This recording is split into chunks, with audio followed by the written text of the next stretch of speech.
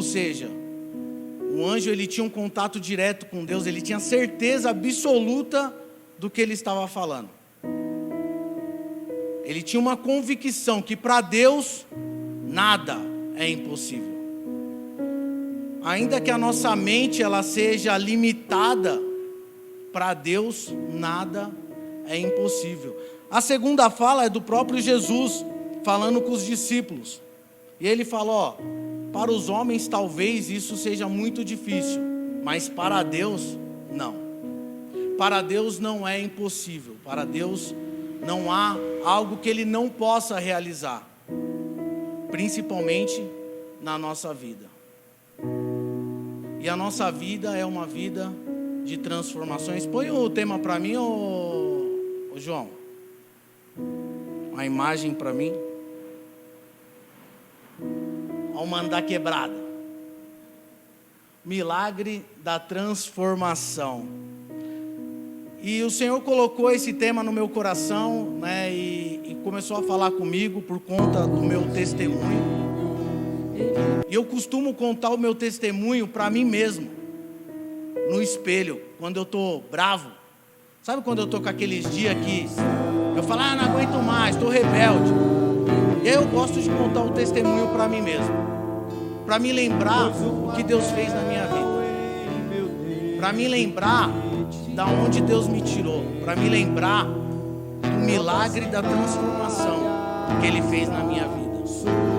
E é algo que eu aconselho os irmãos a fazerem. Todo mundo que está aqui, ou todo mundo que está assistindo, eu acredito que tem um testemunho de transformação na presença de Deus. E quando as coisas estiverem muito difíceis, olha para você no espelho e começa a conversar com Deus e começa a contar o seu testemunho para você mesmo, para você lembrar das coisas que o Senhor já realizou na sua vida.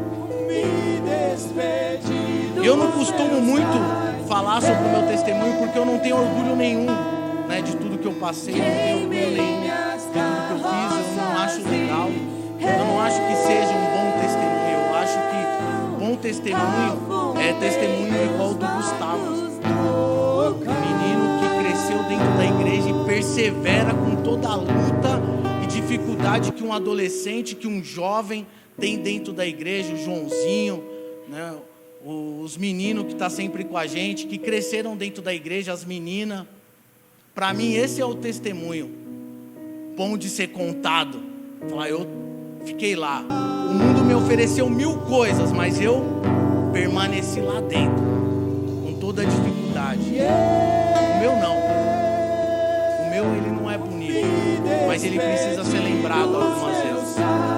Precisa ser lembrado porque tem mães que talvez já está desacreditada do seu filho, tem pais que estão desacreditados do seu filho, tem mulheres que estão desacreditadas dos seus maridos, tem maridos que estão desacreditados das suas esposas. A gente às vezes para de orar por alguém porque a gente não acredita mais que Deus pode transformar alguma vida. Não, aquele ali não. Deus pode transformar todo mundo, menos aquele ali Deus não vai transformar. E eu louvo a Deus, irmãos, porque eu estou numa igreja que os pastores são amigo meu de infância. Ele é misericordioso. Algumas pessoas aqui fizeram parte dessa transformação. E eu acho muito louco que quando Deus te transforma, Ele começa a transformar o seu redor. Quando você é transformado, as pessoas que estão à sua volta, elas também são transformadas. Ou elas são impulsionadas a se transformar na presença de Deus. E isso aconteceu comigo. Eu queria contar um pouco do meu testemunho, já começando já da gestação da minha mãe. Porque é muito difícil a gente imaginar uma adolescente grávida, né, com 15, 16 anos, nos dias de hoje. Imagina, né, eu tenho 39, imagina 39 anos atrás. Não tinha esses recursos todos que tem hoje em dia. As meninas e os meninos já eram danadinho daquela época, que o pessoal fala assim, o pessoal de hoje é danado. Não, todo mundo na sua adolescência, na sua juventude era danadinho. Minha mãe aí, 15, 16 anos aprontando, né? E aí fica grávida de mim, o meu pai não me assume, né? Não me assumiu, não me assumiu nem falado, nem registrado. E naquela época não tinha esse negócio de, não, tem que, cadê? Vamos atrás do pai, aí vai o assistente social. Não, naquela época não tem pai, assina alguém aí e pronto. Então a minha mãe passou a gestação, né, sem um acompanhante, sem uma pessoa do lado dela. E quem já passou o processo da gravidez sabe que isso é importante. E eu acredito que o próprio feto, ele sente a presença do pai. Que aí o pai, quando é pai mesmo, né? Eu falo, quando meus filhos nasceram, você fica conversando com a barriga, né? E aí você muda até a voz. Ai, cadê o nenenzinho do papai? Né? Cadê? Aí mexe, aí chuta. Aí, ó, tá vendo? Já sabe que é o pai. Então é muito importante, é um processo que precisa de ter esse acompanhamento. E a minha mãe não teve, eu também não tive, né? Então, nesse processo que ela passou, eu acredito que algumas coisas já foram mudando. E se eu pudesse dar um conselho para os jovens e para os adolescentes, tomem cuidado. Tomem cuidado com o namoro. Tomem cuidado com o relacionamento. Porque a gravidez indesejada, ela pode complicar muito a sua vida.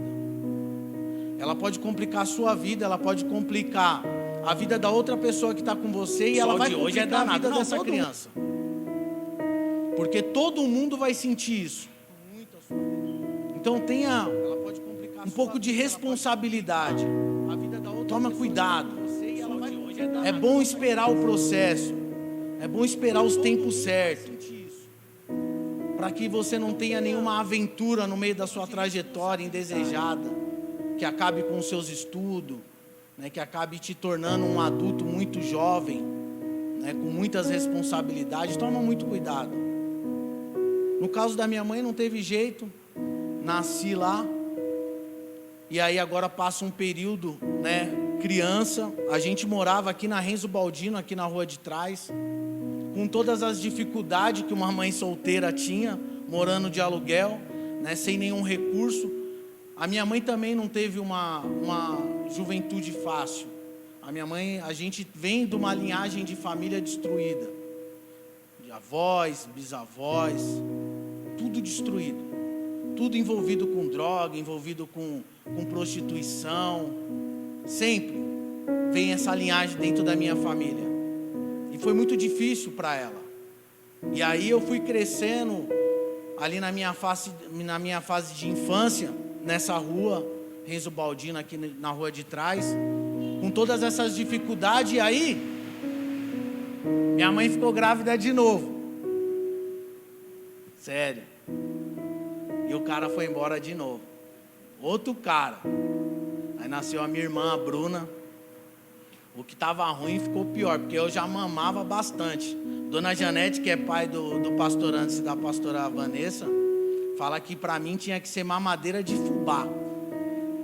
Hoje o pessoal dá ninho, né? É ninho 1, é ninho 2.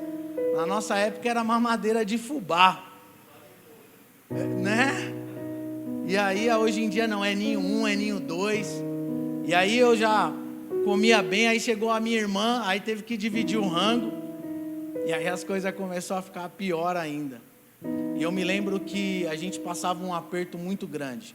Muito grande. E aí depois a minha mãe conheceu o pai dos meus 2 outros irmãos, que é o Rafael e a Gabriela. E aí ela deu uma estabilizada ali na vida dela emocional, né? Ficou com ele um tempo, né? Ele veio morar com a gente, né? A gente começou a ter uma noção de família, com todas as dificuldades que tinha ainda naquela época, né, com todas as situações. E desde pequeno o bairro aqui é muito perigoso. Uma vez a gente saindo de manhã cedo para ir para a escola, mataram um cara na nossa frente. Eu tinha o quê? Eu acho que uns 6, 7 anos de idade, ó. Vários tiros. A gente ficou 1 mês sem sair na rua à noite, com medo. Traumas, irmãos, traumas de infância, muito complicado. Eu acho que com 7, 8 anos, mais ou menos, a minha mãe já tinha a Bruna. eu fui morar de aluguel lá no terreno da pastora antes, da pastora Vanessa, de aluguel. Conheci o pastor Anderson. Conta não, pastor Anderson, pula. Que aí eu conheci o pastor Anderson, irmãos. Falar para você, eu tive uma infância boa, a nossa infância foi muito boa. Mas eu comecei a beber muito cedo. Muito cedo, irmãos. Eu tenho um menino de 10 anos. Nas nossas contas eu tinha 8, né, pastor Anderson? 8 anos a gente saiu aí muito louco, bebendo, experimentando já drogas, porque bebida é droga, irmãos. E aqui já fica outra dica que, às vezes, dentro da nossa casa, às vezes a gente faz uma festa, e aí, mesmo que a gente não bebe, a gente permite que as bebidas entrem dentro da nossa casa. E isso daí é um estímulo para as crianças, é um estímulo para os jovens, para os adolescentes. Você colocar bebida alcoólica dentro da sua casa, você está dando legalidade para o seu filho, para as pessoas que estão ali na sua casa, para elas experimentarem, para elas também beberem. E é muito difícil a gente falar para os nossos filhos, não faz isso, e a gente fazer. Então, nas festas que a gente ia, sempre teve muito. Então, a gente ia lá e pegava escondido, né? Bebia e saía, e dava trabalho. Final de ano, nossa, sumia no mundo. Ia lá para São Pedro andando. E fui crescendo nessas circunstâncias. Quando eu tinha mais ou menos 10 anos, o meu padrasto se envolveu com uma mulher, engravidou ela. E aí, para correr da responsabilidade, irmãos, essa questão de pai é um tabu que a gente precisa quebrar. Nós pais, sabe, dessa geração, a gente tem que fazer diferente. Porque eu vou falar uma coisa para você, hoje em dia, a gente vê as mulheres que nem postando lá, dia dos pais o quê? E fala um monte, sabe, irmãos? E isso daí é consequência dos pais antigos, de pais recentes, sabe, que abandonam seus filhos, sabe, que não dão valor. E é tão importante ter o pai nesse período, principalmente de criança. Para uma criança, um pai é um super-herói. Uma criança que cresce sem pai, ela cresce sem referência. É muito complicado isso. Esses tempos atrás eu estava com meu filho lá na academia, e aí tem uns caras lá bolados, os caras usam uns negócios que deixam o cara bem grande, mano, os caras é forte. E aí o cara chegou pro meu filho assim e falou assim, quem é mais forte, eu ou seu pai? Ele, na maior convicção do mundo, respondeu na lata, meu pai. Eu falei, mano, não é, calma.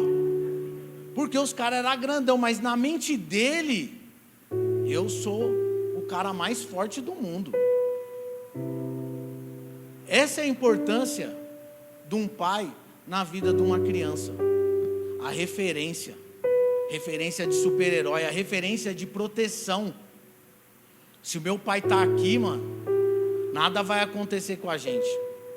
É muito importante.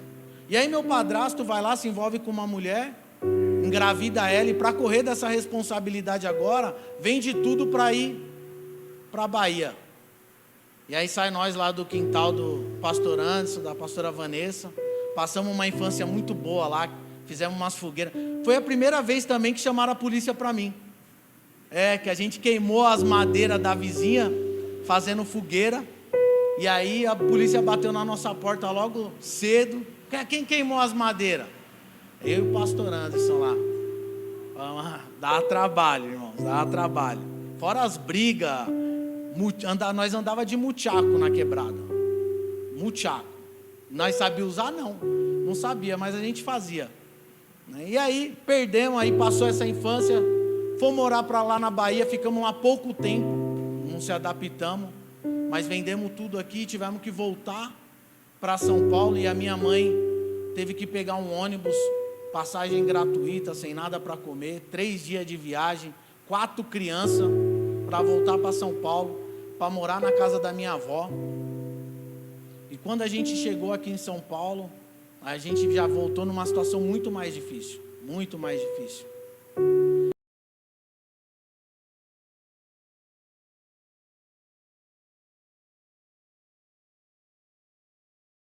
Que as nossas condições era essa. E aí não tinha muito o que fazer. Eu não tinha vergonha também, né? E eu ia lá e ajudava ela, sempre ajudei a minha avó. E aí passamos mais um período difícil. O meu padrasto volta depois que a gente voltou. E aí a gente vai morar agora na casa que é a casa da minha mãe agora. E a gente entra lá para dentro num chão batido de barro. As paredes sem banheiro, sem janela, sem nada, irmão. Só a parede. Fazendo necessidade no saquinho. Irmãos, é muito complicado. Porque transformação não é só transformação boa. Às vezes a vida vai te transformando, às vezes em um monstro. A própria vida vai te transformando em uma coisa que você não quer, mas que vai crescendo dentro de você dia após dia, dificuldade após dificuldade.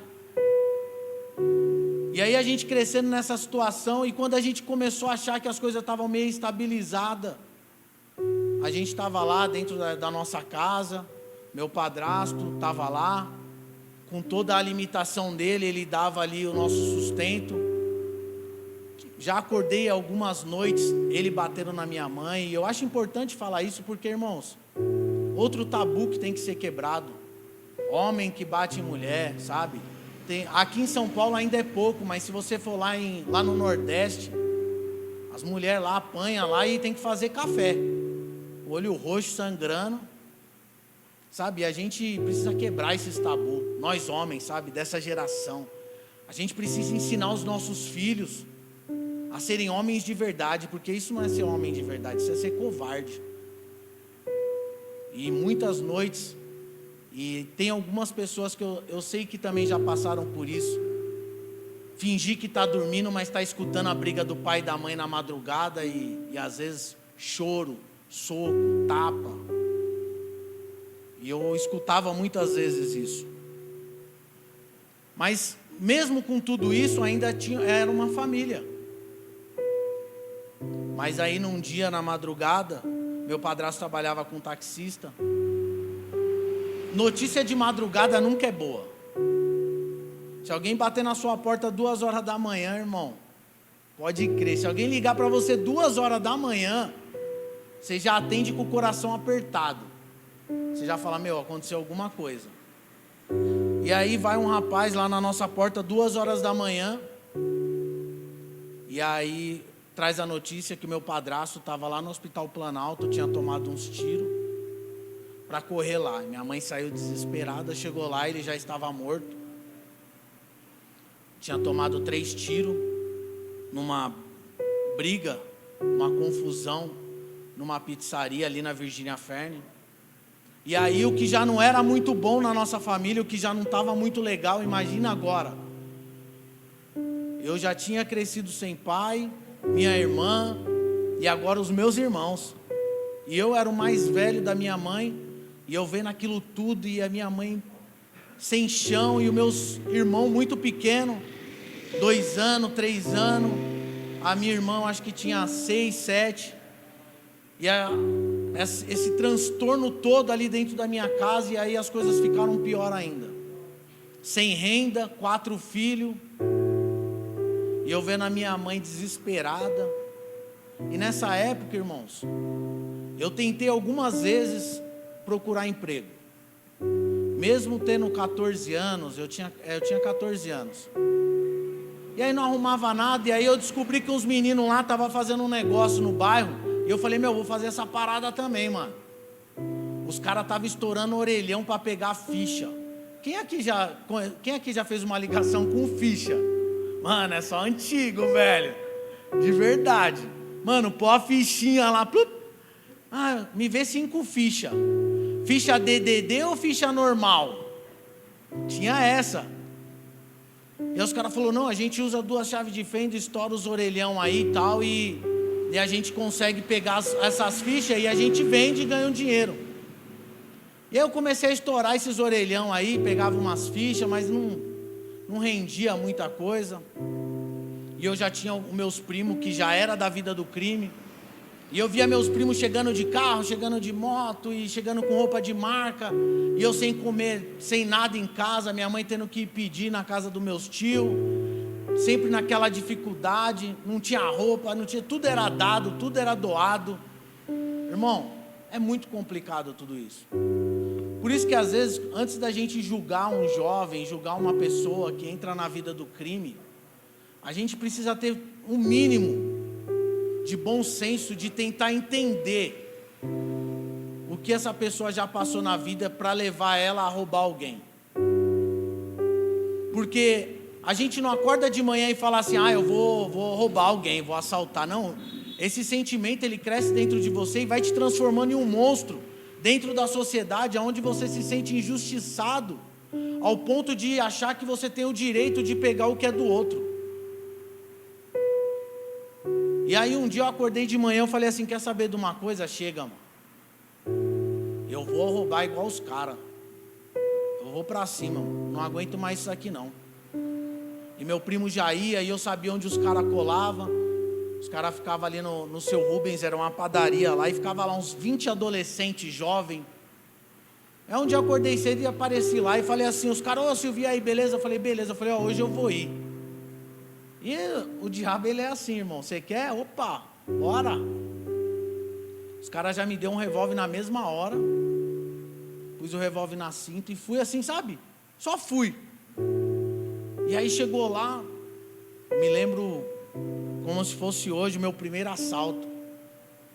A gente estava lá na Praça da República, um senhor já saiu com 5 mil reais. E aí os caras, o cara tá com dinheiro e tal, e a gente foi lá e pegou o cara. Foi a primeira vez que eu pus o revólver na cara de alguém. E eu me senti o máximo, porque, irmãos, o crime, ele te dá uma sensação de poder. Você ter uma arma na mão te dá uma sensação de poder, te dá uma sensação de que agora eu sou o cara. E aí a gente volta, e aí pela primeira vez eu peguei uma nota de 50 na mão. Na verdade eu peguei algumas, né? E aí eu vim com aquele monte de nota de 50, eu falei, nossa, mano, é isso, mano. Nunca mais a gente passa fome. Fui no Mercadinho Moura, que já tinha o Mercadinho Moura naquela época. O Mercadinho Moura é antigo, irmãos. Cheguei lá, comprei Danone, refrigerante, queijo, comprei um monte de coisa. Levei lá, coloquei lá na geladeira, saí, fui lá na loja da Quilhas, acho que o nome era esse, lá no centro de Itaquera. Tinha uma loja de roupa de grife, de marca. E aí fui lá, comprei umas calças, umas camisas e falei, aí, mano, agora sim, ó, tô estabilizado. E aí quando eu cheguei, minha mãe já estava lá, né? Aí minha mãe falou, o que aconteceu? Leandro te deu dinheiro, que era o meu primo. Leandro te deu dinheiro? Falei, não. Aí chamei ela no quarto, né? E fui falar pra ela. Falei, eu fui pra saidinha hoje e aí a partir de hoje agora eu vou ir pra saidinha com os caras. Minha mãe já deu aqueles gritão que só quem conhece e sabe. Já começou a falar em línguas estranhas do demônio, que é só palavrão, irmãos. Tem palavrão que ela fala que vocês nunca escutaram, tenho certeza. Ela inventa uns palavrão. E aí ela falou um monte, mas eu já estava convicto naquilo que eu queria. E aí no outro dia de manhã acordei cedo e já fui na direção dos caras. Minha mãe logo me seguiu. Falou, você não vai, aquele auê.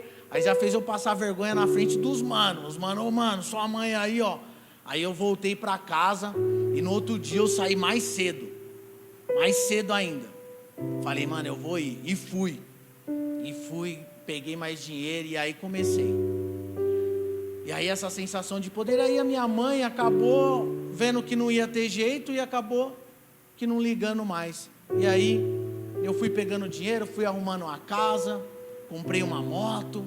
E agora eu, adolescente, 15 anos, indo na porta do Mário Reis, adolescente de moto, pá, lá. E aí as coisas mudou. Aí aquelas meninas que não olhavam pra mim, hoje eu tô com a minha gata aqui, né? Mas naquela época eu tava sozinho. E aí, de motinha e tal, no rolê, já não queria saber de escola, não queria saber de nada. Pra mim tava tudo bem. Até aquele momento estava tudo legal, estava tudo bacana. Só que, irmão, tudo tem consequência. E aí um dia lá lá na Liberdade, dentro do metrô, lá dentro da estação da Liberdade, a gente foi fazer um assalto lá. E aí o assalto deu tudo errado, era um coreano. Nossa, o coreano gritava dentro do metrô. E aquele dia eu fiquei muito nervoso com ele. E aí eu peguei e falei para os caras sair e dei um tiro na cabeça do coreano. Na cabeça, queima-roupa. E graças a Deus, irmãos, o tiro bateu na testa, repicou, saiu cortando o couro cabeludo e saiu do outro lado. Ele caiu ali na hora, sangão descendo, a gente já saiu correndo. Os polícia fechou a porta da estação, eu desci. E aí eu tava com mais 2 rapazes. E aí eu falei, vai vocês embora. Eu era de menor, eu vou segurar aqui os seguranças e vocês vão embora. E eu segurei os seguranças e os 2 caras que estavam comigo foram embora. E nesse dia eu fui preso. Aquela sensação de que ia ser lixado, né? E aí os polícias, porque quando você entra no crime, os caras falam assim, ei mano, você é de menor, não dá nada não, pai, tá suave. Quando os polícias me pegou, a primeira coisa que eu falei, eu sou de menor. O cara me deu logo um socão na boca. Quebrou um teco do meu dente, está faltando um teco do meu dente até hoje. É pequenininho, não dá para aparecer muito. Não é que o quebrou pouco, é que meu dente é grande. Aí não aparece tanto. Aí me deu um socão na boca e eu falei, agora eu já não vou falar mais nada, né? Porque se eu falei que eu era de menor, já apanhei, imagina se eu falar mais alguma coisa. Fiquei na minha. E aí fui pro Delpom lá, para a estação. E aí, irmãos, de lá, fui para a FEBEM, imigrantes. Irmãos, é muito difícil. Você chegar num lugar lá de madrugada, você ter a noção de que agora você não volta mais para sua casa, você não ter certeza do que vai acontecer com você. E eu era um adolescente, eu tinha 15, 16 anos. Eu tinha 16 anos nessa época que eu fui preso a primeira vez. Amanheceu o dia, aquele monte de adolescente, tudo invocado, tudo com cara de bravo. Eu levei o Gu lá para ministrar um dia lá na Fundação Casa. O Gu falou, nossa, mano, os meninos é invocado, os meninos é forjado no ódio, mano. Muitos que estão ali, infelizmente, passou uma situação até pior do que a minha. E aí eu cheguei lá e para você sobreviver nesses lugares, irmão, você aprende a ser mais ruim do que você já era. Segunda noite que eu estava lá, um jovem lá, um adolescente, levou uma comigo lá e eu falei, bom, agora eu vou ter que bater nesse cara aqui para ganhar um respeito aqui dentro, né? E aí peguei o cara lá, saímos na mão e ficamos lá na solitária, 3 dias. 3 dias sem poder ir para o pátio, 3 dias só comendo, aqueles bandecos da Danadai. Naquela época era Danadai, era o nome da empresa, né? Que servia os bandecos, eu não comia. Primeira visita, minha mãe chorava, eu chorava, minha mãe chorava, eu chorava. E eu falava, eu quero sair daqui. Você já experimentou ficar agora, né? Para você ver, né? Nessa época de pandemia, mesmo dentro da nossa casa já é uma situação difícil. Imagina ser preso. Você não poder ir no banheiro sem pedir, você não poder fazer nada, você tomar banho com um monte de homem, dormir com um monte de homem.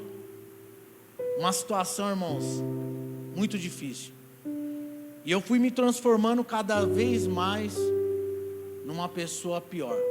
Saí da fundação da antiga FEBEM, agora é Fundação Casa.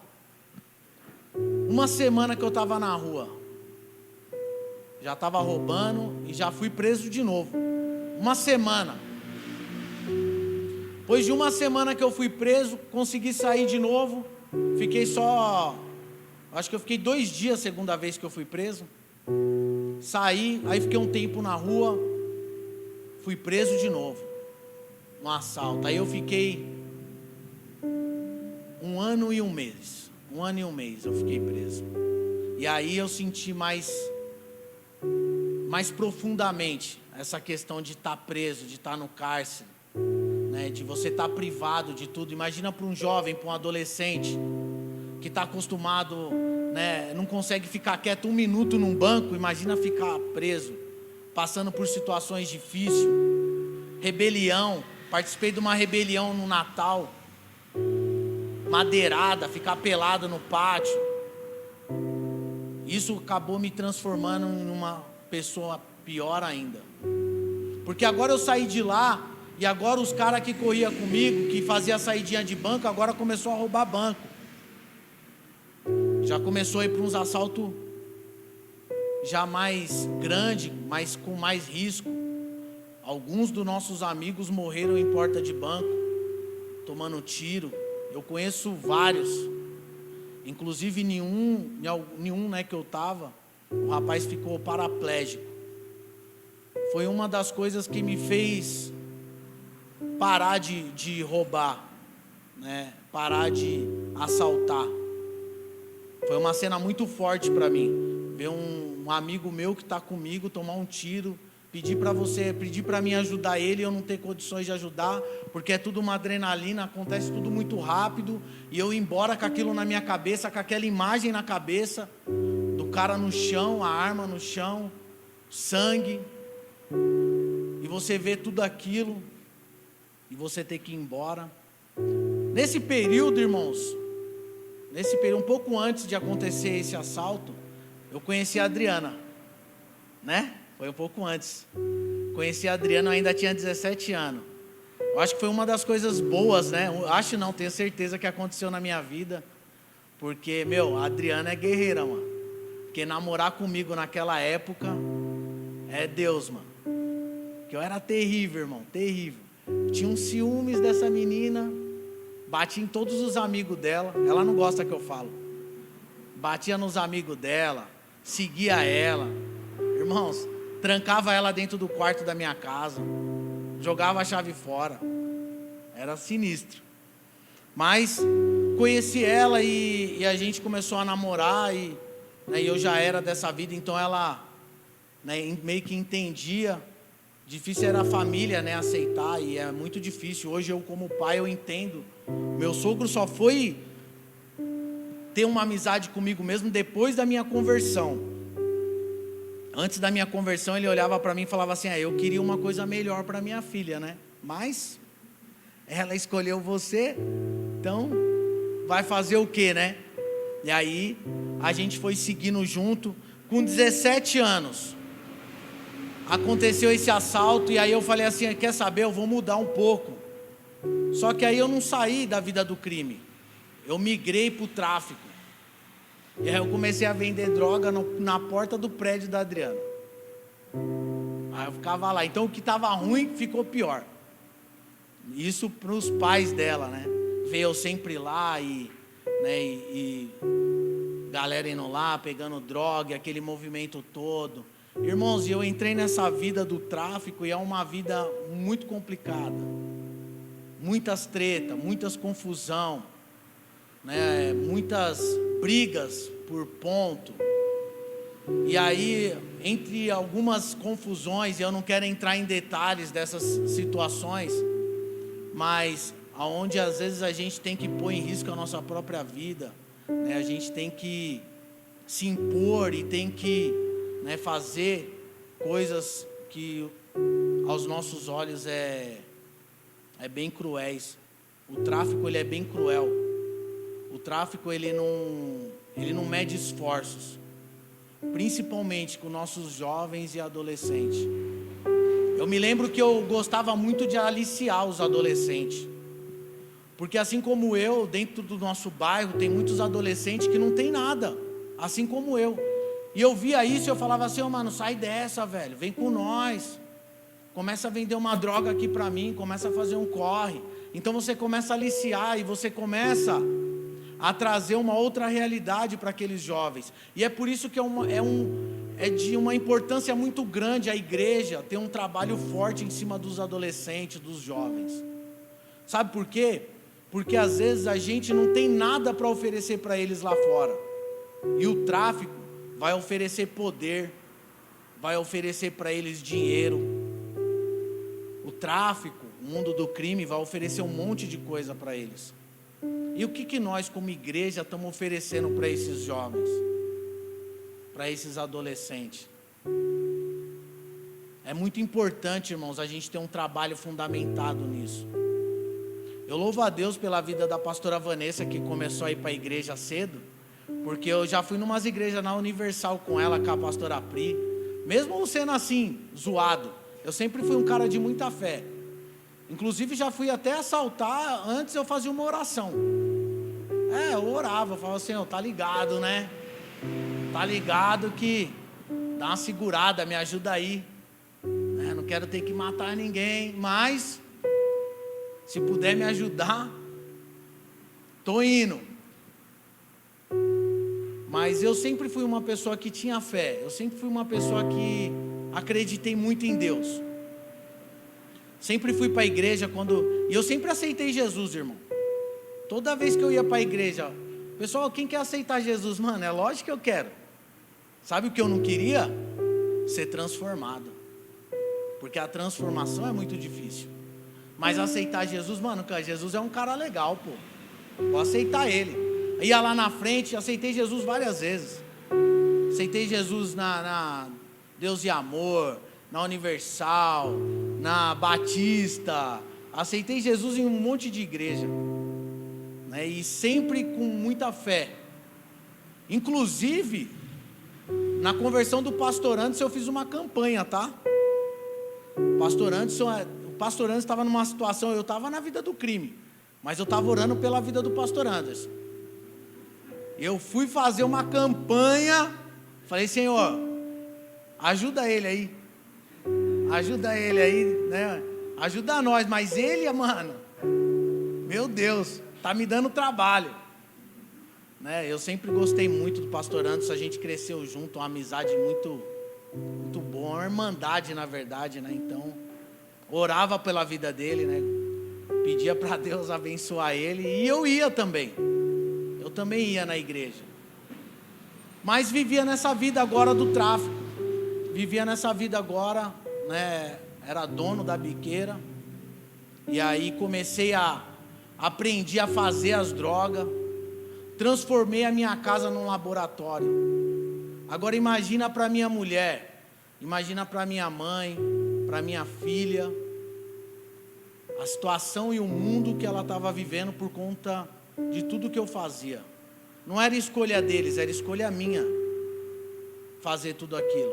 Por mais que eu falasse que era para o bem da família e para trazer o sustento da família, eu trazia um transtorno muito grande, porque ninguém vive em paz vivendo nesse mundo, irmãos.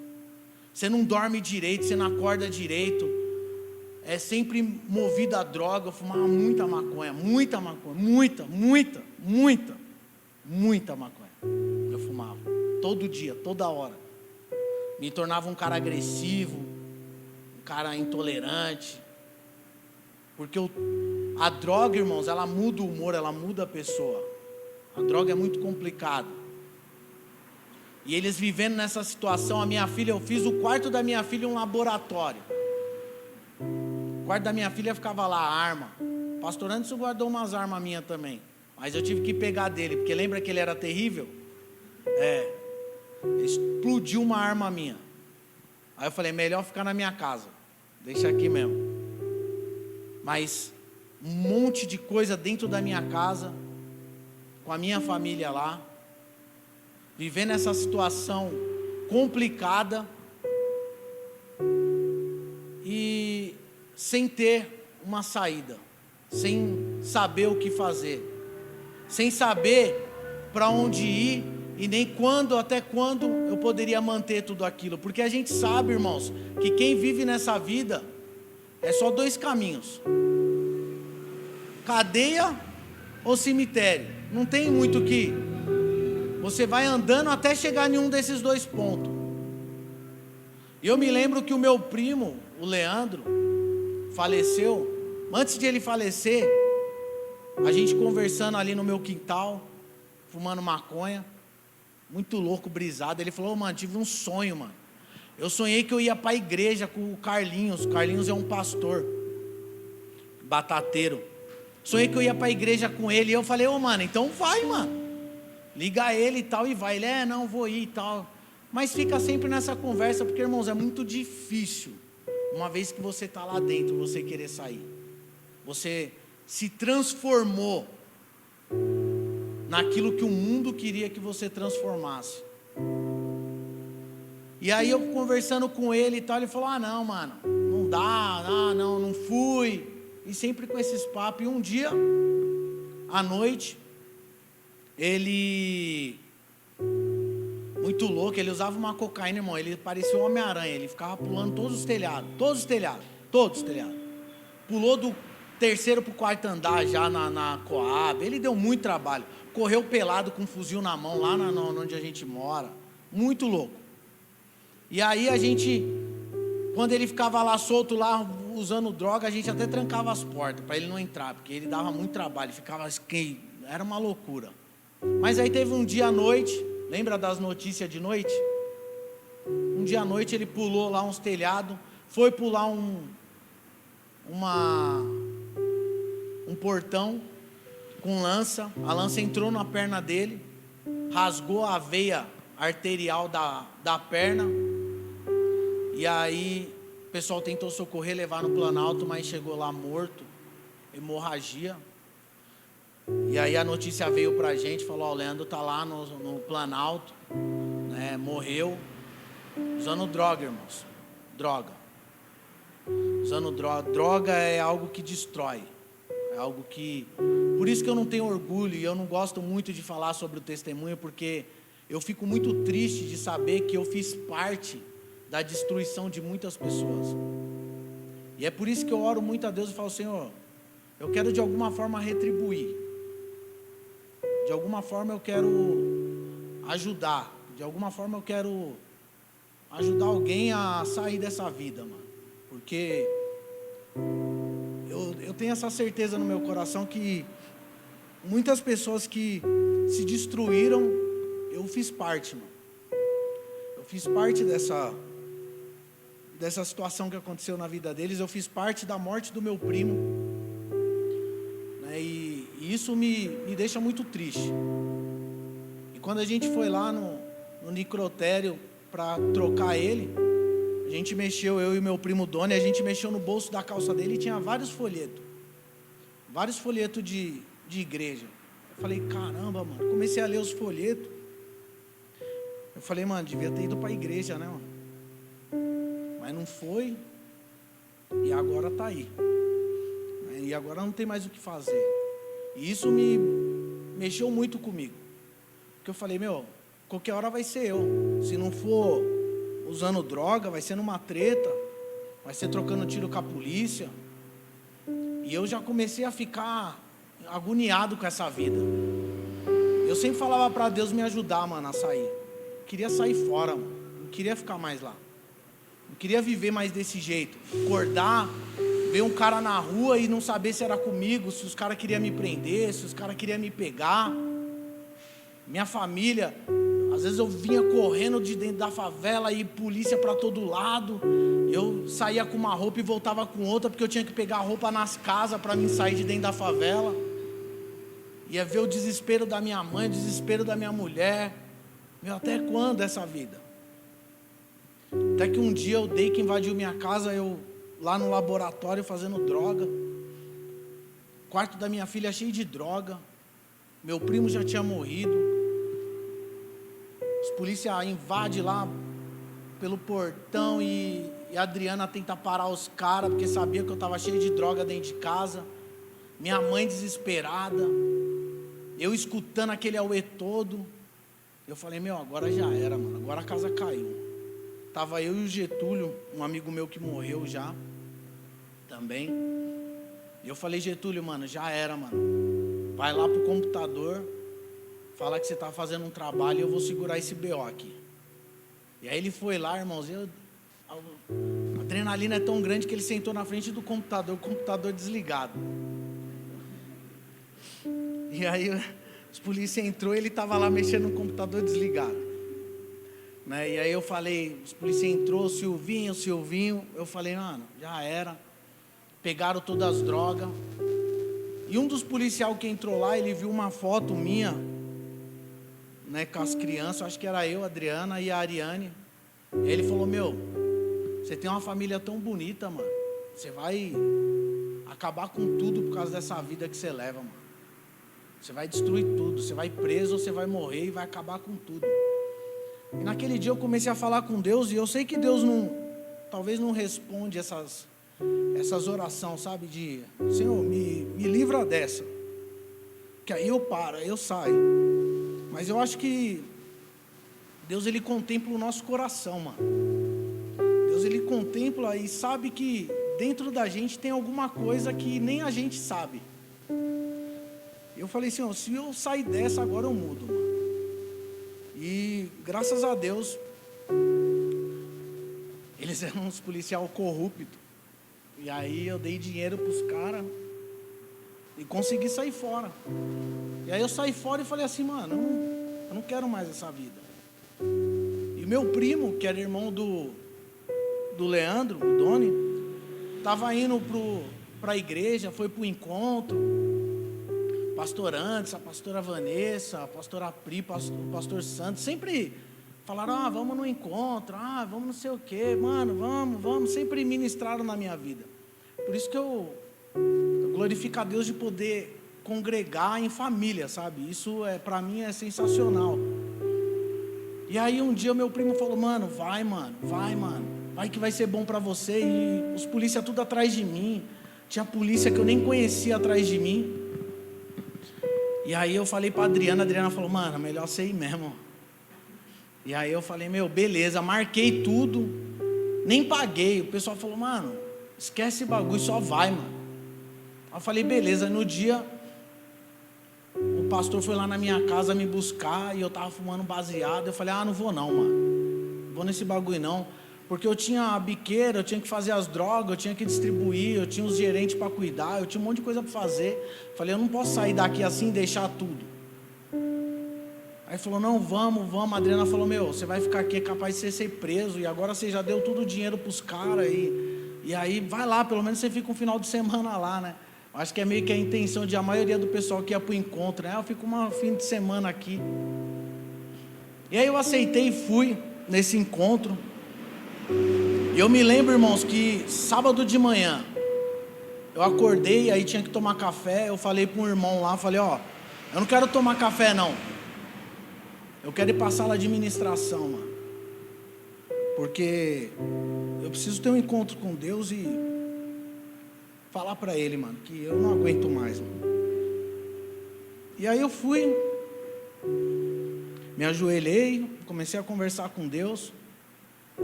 Comecei a falar para Ele, desabafar, mano. Falei, mano, não aguento mais. Você vai esperar eu morrer? Você vai esperar acontecer coisa pior? Me ajuda, mano. Irmãos, eu entendo uma coisa. Você pode ter a maior fé que você tiver, mas se você não estiver disposto a abrir seu coração para Ele entrar de verdade, fazer morada e transformar a sua vida, isso não vai acontecer. E aí, nesse dia eu falei, Senhor, eu quero, mano. Eu quero que você entre dentro da minha vida e muda tudo. Me transforma, mano. Me transforma em outra pessoa, mano. Eu sou desse jeito, mas eu quero ser de outro jeito. Eu quero ser outra pessoa, mano.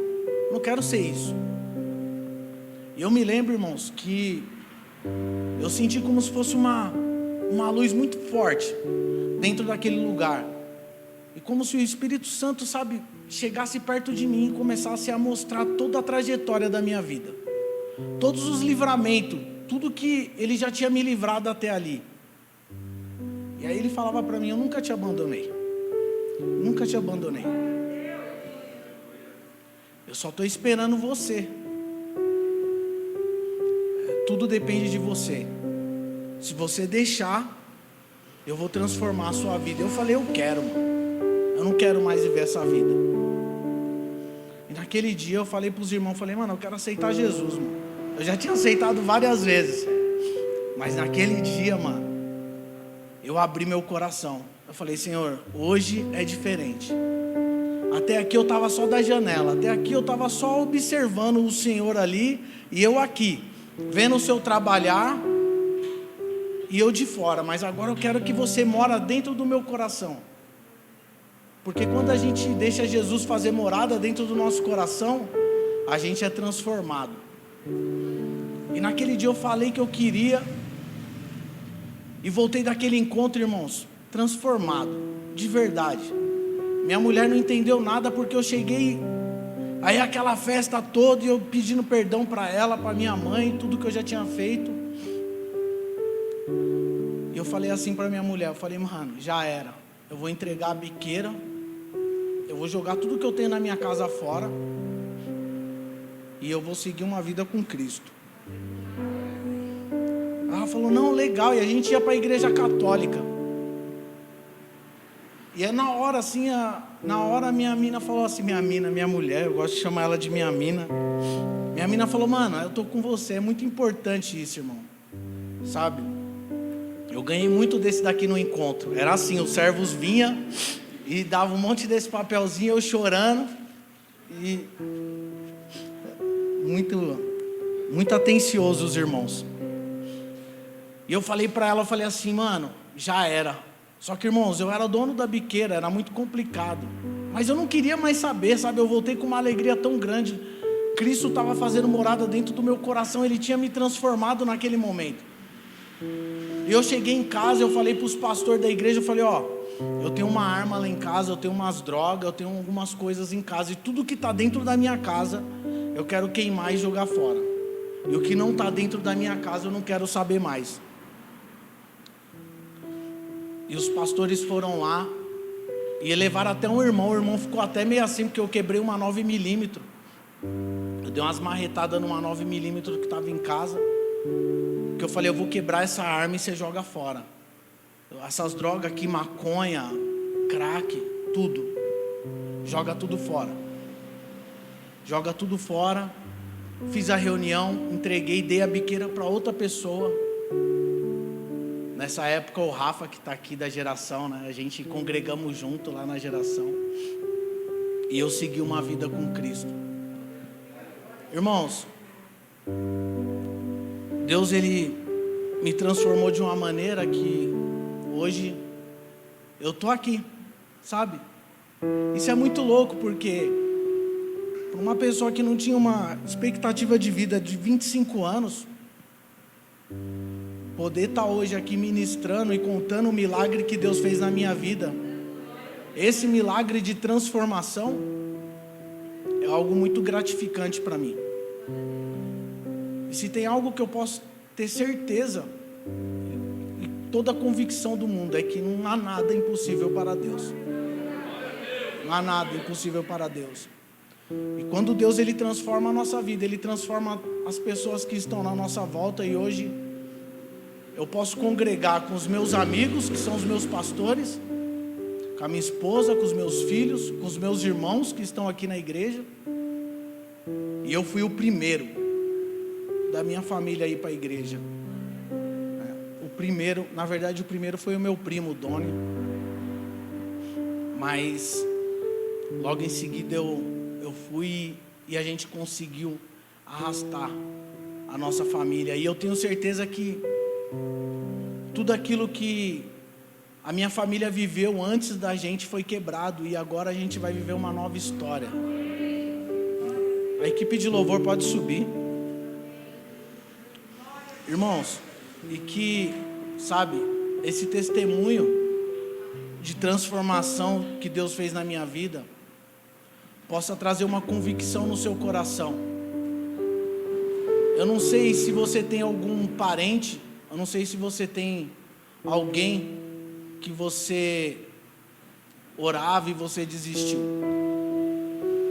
Eu não sei se tem alguém da sua família que talvez você ache impossível estar aqui presente com você. Mas guarde esse versículo no seu coração igual eu guardei. Para Deus não há nada impossível. Ele pode estar aqui, e muitas vezes você vai ser um agente de transformação nessas vidas. Mas primeiro nós precisamos ser transformados. Se tem algo no teu coração que precisa ser transformado, que essa noite você possa falar para Deus: Senhor, eu também não aguento mais. Às vezes, irmãos, a gente precisa dar um basta naquilo que a gente está vivendo. para viver o novo de Deus. Deus só vai transformar a nossa vida verdadeiramente quando a gente parar de ficar vendo Ele da janela e deixar Ele entrar e fazer morada dentro do nosso coração, em nome de Jesus.